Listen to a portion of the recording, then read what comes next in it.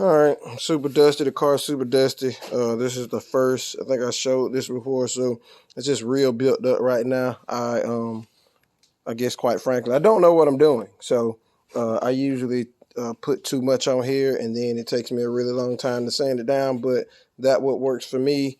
I guess I've sanded it down a little bit, and then, like I said, I'll let it finish curing a little bit more. Since it's not so gopped up, it'll help it to dry a little bit faster. So you can sand it, not supposed to prime it or put anything else on top of it until it's fully cured. I try to wait at least 4 to 8 hours to do that. So gonna go get another sponge to try to help me keep it a little bit flatter. And like I said, I just did this with some super rough stuff, so I need to come over it with something that's not so aggressive, so you can't really see the scratches in the paint. This is going to be the scuff forward on a 320, and then I'm going to come and prime it. I'm about to start doing the trunk, so I can go ahead and do the trunk, and then also do the door jams behind the a lot of times stuff like in here gets missed. Like I said, I guess just depend on, who's painting the car or whatnot. Jams in here, even if you pay to get jams, sometimes the doors and stuff in there, they get mixed. Just certain stuff like this hardly ever, this won't get peeled up, so I'll peel this up and paint that so it'll all match. I did come back and start working on, I had to notch this, so I still got to grind that down, but I had to cut all that out, so that's my metal for that. Going to be patching that in. It is a mess. It is a mess. So like I said, I got to go get some more material for that. I am going to be adding some bracing. It's always some safety stuff. From here, since this tab is here, and I at least had the bolt, I'm not sure where the bolt is right now. I'm going to put a piece of metal from here to there to help tie this back piece into the other back piece there. So, going to be adding a flat bar here or there, and then the same thing on the other side. Got that cut out. Got to grind that down. Show you some of that there. I do have a plasma cutter, but it is not a water jet, so you will still have slag. Like I was saying on my torque arm plate that I made, it doesn't look that good because you still have to come back and grind it down. So I grinded it some down, but it's still some more cleanup I have to do on some of the plate and some of the bracing on that there. So that is that. And then my, I think I'm going to be all right, happy with my antenna cover up right here. So that is it. Let's see.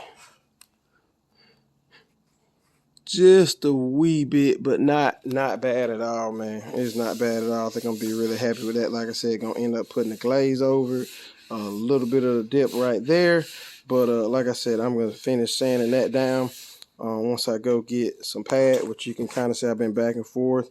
So this should be just a wee bit lower because as I'm keeping it flat, I start to rub out here some. So that's that. It still looks a lot better than a hole. I know it's going to be super strong. So when the base is hidden, it doesn't try to chip my fiberglass, my Bondo. Like I said, I really don't do Bondo first. I try to do fiberglass so it's a little bit stronger. And then if I have any small imperfections, I just try to do a really light glaze over it to get it smooth. But it's not going to be a show car. I just want it to look halfway decent. So yeah, I'm gonna get all this out the way. I possibly should have done the jams first because it is getting this really dirty. But I got a vacuum cleaner and an air hose, so I'm gonna make it work. Tired of cutting, welding. Really hadn't done that much grinding. About to do a little bit of grinding now. Gonna take a break, go to the parts store. Look at all that dust. Gonna go to the parts store and get me a couple of these here. I love these things. They help you keep it flat. Like I said, this is for my to scuff this with. Try to keep it a little bit cleaner. Rinsing it off. But it's enough just to scuff it good enough to get it primed. And what test fitted the axles, not all the way in there, but shocks on. Got to come back and paint. I'm gonna paint all my bars black. I don't know. I'm thinking it'll be a cleaner look.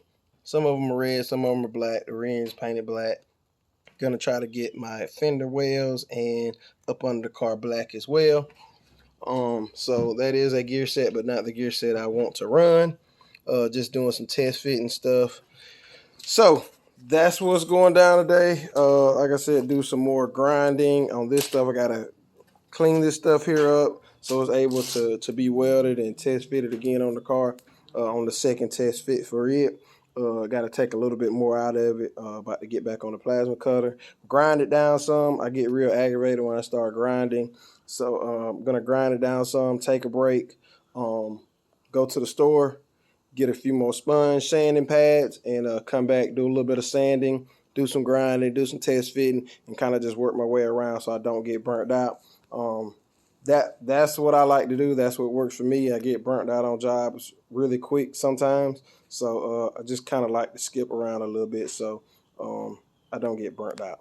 So I will try to show, I might do a semi-finished video on possibly at least the antenna. It doesn't look like it has that much, but on this side where I had a couple of dings and dents, it's going to be a little bit more work. So maybe tomorrow I can get something posted on showing that done, and then getting it cleaned up, going over with the white, prime white, the paint white, and then do 2 or 3 clears with the pearl. So we'll see.